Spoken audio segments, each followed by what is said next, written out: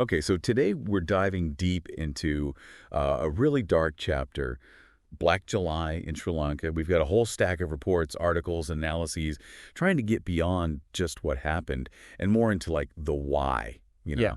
the roots of this anti-Tamil violence and the ripples it still sends out even today. Yeah, and piecing together all these documents, it's chilling actually. This wasn't just, some communal clash that boiled over. It was organized, targeted. We're talking about a full-on pogrom against Tamil civilians. So for our listeners who might not know, we're talking July 1983.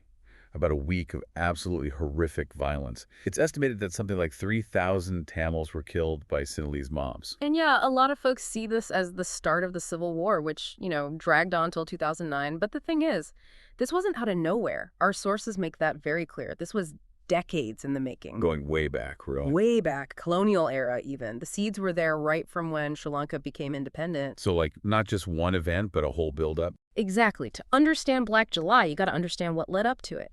And it's a pretty disturbing pattern of discrimination, escalating violence, all aimed at the Tamil population long before '83. So let's get into some of that. One thing that pops up a lot in our sources is the Sinhala Only Act. This was back in 1956. Right. And, on the surface, it's like, okay, making Sinhalese the official language seems straightforward. But for the Tamil-speaking population, Yeah, what did that actually mean for them? it was huge. We're talking suddenly being shut out of government jobs, administration, unless you learn Sinhalese. Wow. And it wasn't just, oh, learn the language, no big deal.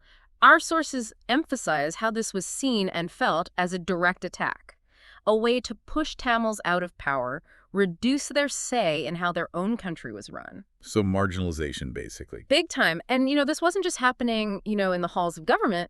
This policy shift, it Yeah. spilled over into real violence, like the Galloway Valley riot, same year, '56. The sources describe this as the first major anti-Tamil pogrom.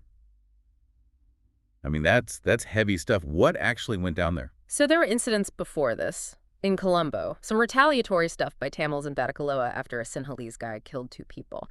But then all these rumors, blown way out of proportion, reached this settlement, Galoya, in the east. Right. And it's aimed at both Ceylon Tamils and the Malaya Tamils. These are Tamils originally from India, many working the tea plantations. And it's brutal. Looting, burning Tamil homes, businesses. Estimates are up to 200 people killed. 200, that's just... And get this, the military had to be called in to try and get control of these mobs. I mean, that early on, that level of violence. Jeez, and it didn't stop there, right? Yeah. We see more and more tension, violence bubbling up over the next few years. Our outline mentioned things in April, May of '58, like these attacks on Malaya Tamils who were protesting, and then just awful stuff in Poland Road. Yeah. April '58, police actually opened fire on these Malayaha Tamil protesters. 2 people killed. And that, of course, just sparks even more violence.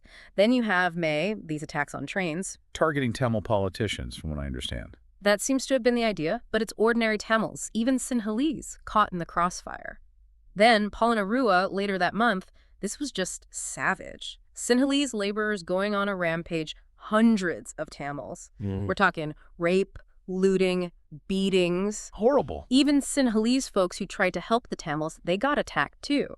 And the sources point out the government was asked repeatedly to send more police. They didn't. The violence even reached the point where the police station itself was attacked. Wow. And it's clear from these reports that so much of this was driven by false rumors, and news reports just fanning the flames. So you get these cycles of attack, retaliation, attack. Yeah, it's like a feedback loop almost. Exactly. And to make things even worse, when Prime Minister Bandaranaike finally makes a statement, he's basically implying that the Tamils started it. Oh, man.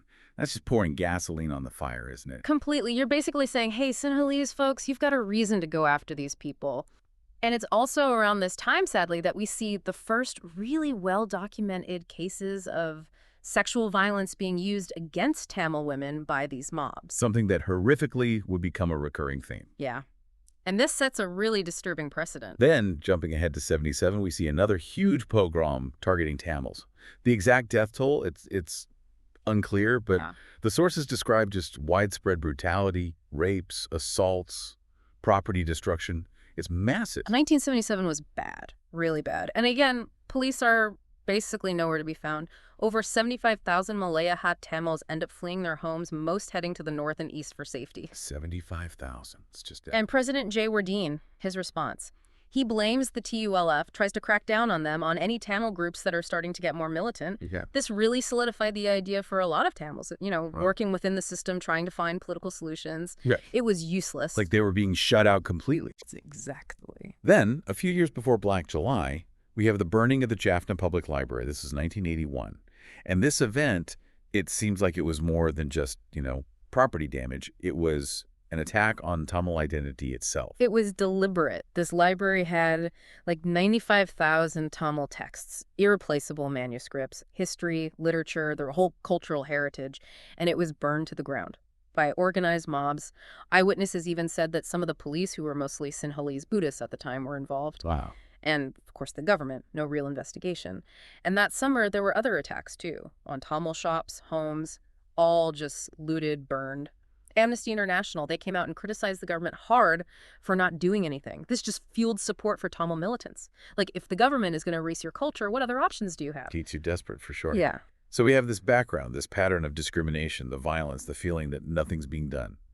And then we hit the months leading up to Black July, June, July of '83.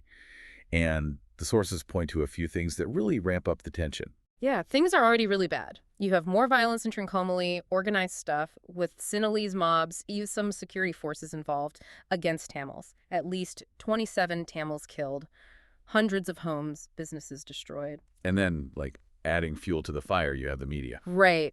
Just days before everything explodes, a newspaper runs this headline about taking strong action against northern terrorism, basically telling people, get ready for violence. And then you have the killing of this LTTE cadre, Charles Lucas Anthony Ceylon.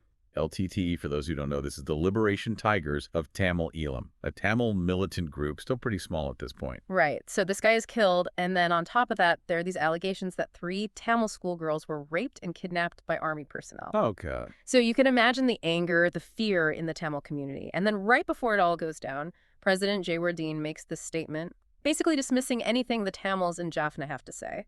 Plus, he announces a total news blackout on anything related to terrorism. So information control, on top of everything else, that's scary. It's incredibly dangerous. It creates this vacuum where no one knows what's going on, what to expect, and it potentially hides what the government is doing. So then we get to the immediate trigger.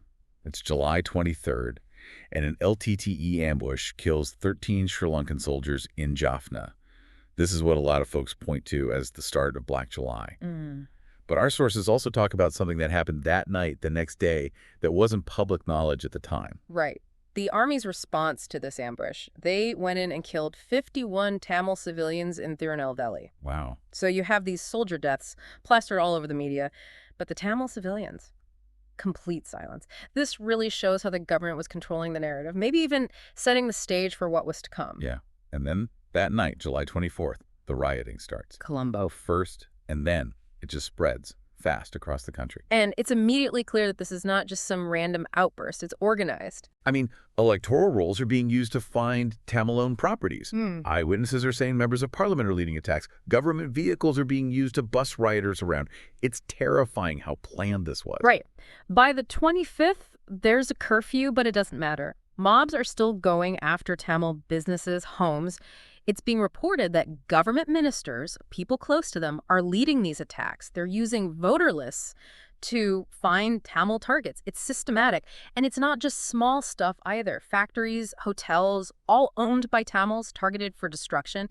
Even the Indian High Commissioner's residence gets attacked. Jeez. This violence, it was widespread. It went beyond just Sri Lankan Tamils. And what's really scary is it's not just the violence itself, but how the things that should prevented it were broken down. The laws were applied unfairly. The media was being used to spread lies. And this whole divide between ethnicities, it was intentionally being made worse. This wasn't just a failure of the system, it was a deliberate dismantling of it. And it wasn't just Colombo either. We hear about Trincomalee, awful stuff happening there, all fueled by what our sources say are totally made-up rumors. Then it spreads to Kandy, Hatton, Badula, and there are just horrific incidents like that massacre of an Indian Tamil family in Badula. Yeah, the rumors in Trincomalee, they were saying the LTTE was attacking temples, desecrating holy sites. Completely false. But it was enough to get naval personnel involved in burning down Tamil homes, businesses, attacking Hindu temples. And as the violence spread, it's clear these mobs are organized. In Badula, this family, Indian Tamils, are brutally murdered, and it's alleged that army personnel and local politicians were involved. This is just one example, but it shows how bad it got. And then you have the train attacks. July 28th, a train heading to Jaffna is stopped in Colombo, and Tamil passengers are attacked, killed by other passengers by the mob outside. It's just unimaginable terror. It really shows you how much hate there was, how little law and order existed. These are ordinary people just trying to travel, and they're targeted purely because they're Tamil. It was impossible to escape the danger. And on that same day, July 28th, President Jay Radin finally addresses the nation. But instead of focusing on the victims, he's blaming the unrest on people wanting a separate Tamil state. And then he bans any political party that supports separatism. This basically outlaws the TULF. Yeah, and that just further silenced the Tamils. You're saying their political goals are the problem, and then you make it illegal to even talk about them. This was a huge blow to their hopes of finding a political solution. It's like every path is being closed off. And while the organization behind this is horrifyingly clear, do our sources say anything about the motivations of the individuals involved? I mean, was it purely ethnic hatred, or were some people maybe exploiting the situation for their own gain? It's hard to say for sure, but it's likely a mix of both. There were definitely deep-seated prejudices and resentments that fueled the violence, but some people may have also seen it as an opportunity to loot and profit or to settle personal scores. We need to remember that these events occurred within a complex social and economic context, and there were likely a range of factors that contributed to individual motivations. After all, history is rarely simple, and human behavior is even more complicated. We also have to talk about the Willikata prison massacre. Tamil political prisoners murdered on the 25th and 27th of July. Kudimani, Jagannathan, prominent figures just brutally killed. The reports describe unimaginable cruelty. This was truly one of the most horrific events of Black July. Even within a prison, a place where they should have been protected by the state, these Tamil prisoners were targeted and murdered. The level of brutality described is just chilling. It shows how far this hatred had spread, how deep it ran. The fact that even those in government custody were not safe is deeply disturbing, to say the least. And the sheer scale of the cultural loss with the destruction of those manuscripts in the library burning, it's just devastating to imagine. All of this was part of a broader pattern of violence and impunity that characterized this period, and it had a profound impact on the Tamil community's sense of security and trust in the state. And then, even with a curfew, we have Black Friday, July 29th. Rumors, again, lead to even more violence, this time in Colombo. Tamil workers trying to escape are attacked, burned alive. Yeah, these rumors, they said there was Tamil tiger activity, total lies. But it sparked panic, and Tamil workers, just because of their ethnicity, were targeted. Burned alive. It shows you how indiscriminate this violence was, how much fear had taken hold. And the government's response to all this. Our sources are pretty clear that they were complicit, at least to some degree. Eyewitnesses, reports, they all say the army just stood by, sometimes even joined in the looting and burning. And Jay Radin himself later admitted that there was a lot of anti-Tamil sentiment in the army. Yeah, it seems pretty clear that at least parts of the state security forces were either involved in the violence or just didn't want to stop it. Jay Radin saying that the army didn't want to act against Sinhalese rioters. That's a pretty damning admission. Plus, his initial response to all this, there's no real sympathy for the Tamil victims, and some government figures were even trying to justify what happened. It's just unbelievable. There was some international reaction, though. Indira Gandhi in India expressed concern, sent a special envoy, and the economic impact was immediate, especially with tourism taking a huge hit. Yeah, the violence was so bad, and it was all over the news internationally, so there was some response. India, because of their close ties to Sri Lanka, they were especially concerned, and the economic fallout was undeniable. The country relied heavily on tourism, and that just vanished overnight. The real death toll is hard to know for sure. The government said it was just a few hundred, but Tamil groups, other sources, they say it was thousands. Some estimates even say over 5,000. Plus, you have the hundreds of thousands displaced, the massive economic costs. Yeah, the government's numbers are way too low. Tamil organizations, international groups, they put the death toll anywhere from at least 400 to 3,000, maybe even higher. The Tamil Center for Human Rights, for example, they estimate over 500, 600 people were killed. It's difficult to get an exact number, but it was clearly a massive loss of life with immense suffering and destruction. And the fact that there's such a huge discrepancy, it speaks volumes, doesn't it? Like, there was a deliberate effort to downplay what happened. Absolutely. And the impact of Black July, it's still felt today. I mean, it's seen as the start of the Civil War. It created this huge Tamil diaspora, people fleeing the violence. And then there's the fact that no one has ever been held accountable. 40 years later, and still no justice. Black July changed Sri Lanka forever.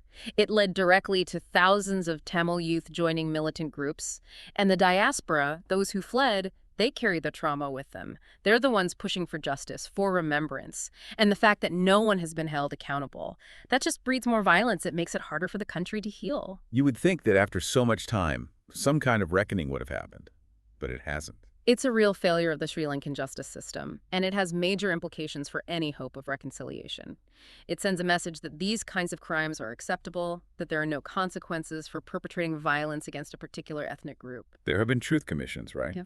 But our sources say they haven't really achieved much. Yeah, there have been attempts, but they've been criticized for not having enough power, for the government not acting on their recommendations. And some people, like the International Commission of Jurists, even Indira Gandhi at the time, they said what happened was genocide. Genocide. That's not a word you use lightly. No. And the fact that it's being used in this context, it tells you how serious, how systematic this violence was. And it's not just about the past. The tensions are still there. The Tamils in the Northeast, they still want political autonomy. Right. And that region is still economically disadvantaged, heavily militarized. Exactly. It's like the underlying issues have never been addressed. And you see that in the way Black July is remembered, the diaspora, they mourn, they hold commemorations. But in Sri Lanka itself, there's not much public acknowledgement, not much from the government. It's like they're trying to sweep it under the rug. In a way, yeah. And that's a problem. If you can't even acknowledge what happened, how can you move on? How can you prevent it from happening again? It's a really important point. So to wrap up, I think what's clear is that Black July wasn't some spontaneous thing. It was the result of decades of discrimination, of violence that was allowed to escalate. And while that LTTE ambush was the spark, the organized nature of the attacks, the government's involvement, the lack of accountability, it all points to something much deeper, much more sinister. This wasn't just a riot. It was a systematic attack on the Tamil population. Absolutely. And it's not just a Sri Lankan issue. What happened there? It's a warning. It tells us how fragile peace can be, how easily prejudice can turn deadly if it's not addressed. And it's a story that, sadly, we see repeated in too many places around the world. What happened in Black July, it raises some really big questions, like what is a government's responsibility to protect all its citizens? How much power do leaders have to stop violence or to encourage it? And what happens when there's no justice, no accountability for these kinds of atrocities? These are questions every society needs to ask itself. Because without facing those uncomfortable truths, without demanding justice and accountability, how can we ever hope to build a world where something like Black July never happens again? Absolutely. So for anyone listening who wants to dig deeper into this, there's a lot of resources out there. The Presidential Truth Commission on Ethnic Violence, that's a good place to start. The International Commission of Jurists, they have a great analysis too. But really, I think some of the most powerful stuff is the personal accounts from survivors. Groups like Tamil Survival Stories have been doing incredible work documenting these testimonies. Those are the voices that really bring home the human cost of Black July. And for those who want to go even further, look into the debates around transitional justice in Sri Lanka and the question of whether what happened should be recognized as genocide. This is a part of history that we need to keep talking about, keep learning from. I couldn't agree more. Well, that's all the time we have for today's deep dive. Thanks for listening. Thank you.